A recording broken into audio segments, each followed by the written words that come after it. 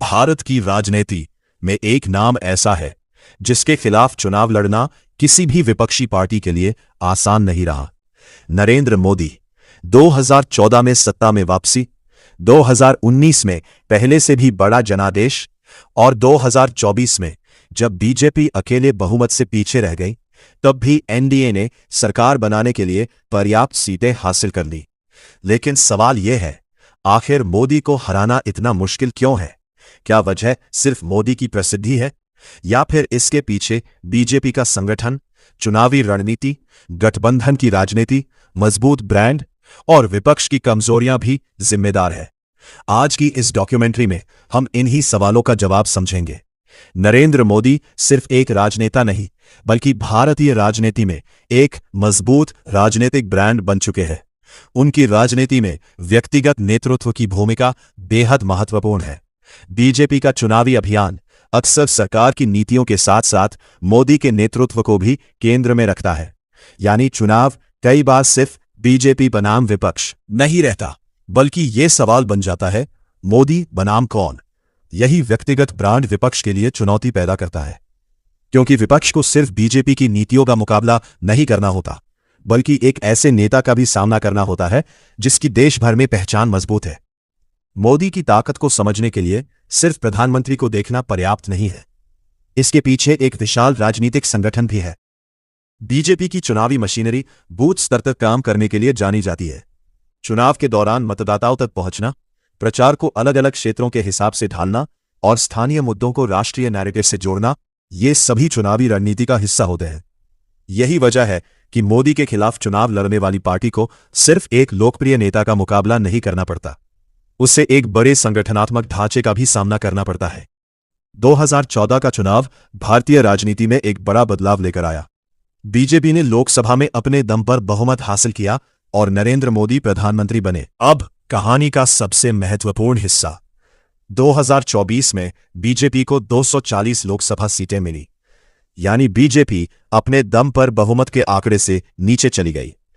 लेकिन एनडीए ने सहयोगी दलों के साथ मिलकर बहुमत हासिल किया और नरेंद्र मोदी ने तीसरी बार प्रधानमंत्री पद की शपथ ली। यह परिणाम एक महत्वपूर्ण बात बताता है, मोदी को हराना असंभव नहीं है।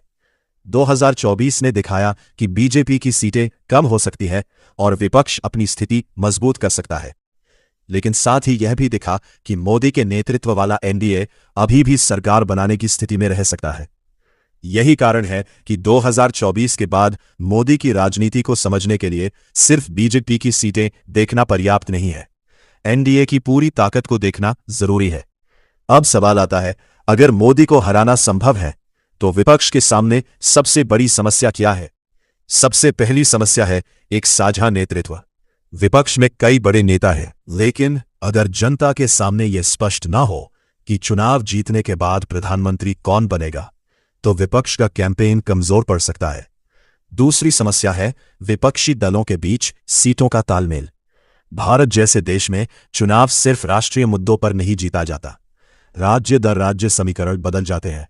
उत्तर प्रदेश की राजनीति अलग है, महाराष्ट्र अलग, पश्चिम बंगाल अलग, तमिलनाडु अलग, बिहार अलग।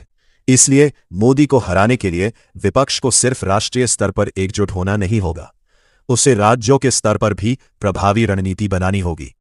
2024 के चुनाव ने दिखाया कि बीजेपी के लिए कुछ पुराने मजबूत क्षेत्रों में भी चुनौती पैदा हो सकती है।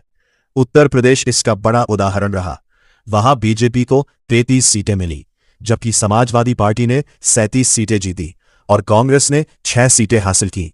इससे एक बात स्पष्ट होती है, मोदी की लोकप्रियता के बावजूद स्थानीय चुनावी समीकरण बेहद महत्वपूर्ण है। मतदाता सिर्फ प्रधानमंत्री को देखकर वोट नहीं करता, स्थानीय उम्मीदवार, बेरोजगारी, महंगाई, किसान, विकास, जातीय समीकरण और क्षेत्रीय मुद्दे भी चुनावी परिणाम बदल सकते हैं। अगर कोई विपक्षी गठबंधन वास्तव में मोदी को चुनौती देना चाहता है तो उसे कम से कम 5 चीजों पर ध्यान देना होगा। पहली, मजबूत संगठन। सिर्फ सोशल मीडिया पर कैंपेन करने से चुनाव नहीं जीता जाता, बूथ स्तर तक संगठन जरूरी है। दूसरी, स्पष्ट नेतृत्व। जनता को यह पता होना चाहिए कि विकल्प कौन है। तीसरी, सीटों का सही बंटवारा। अगर विपक्षी दल एक दूसरे के वोट काटते हैं तो इसका फायदा बीजेपी को मिल सकता है। चौथी, स्थानीय मुद्दे। हर राज्य में एक ही मुद्दा काम नहीं करेगा।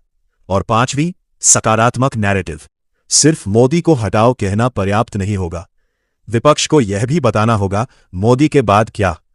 अब वापस आते हैं सबसे बड़े सवाल पर। क्या मोदी को हराना असंभव है? नहीं। भारत का चुनावी इतिहास बताता है कि कोई भी नेता हमेशा के लिए अजेय नहीं होता।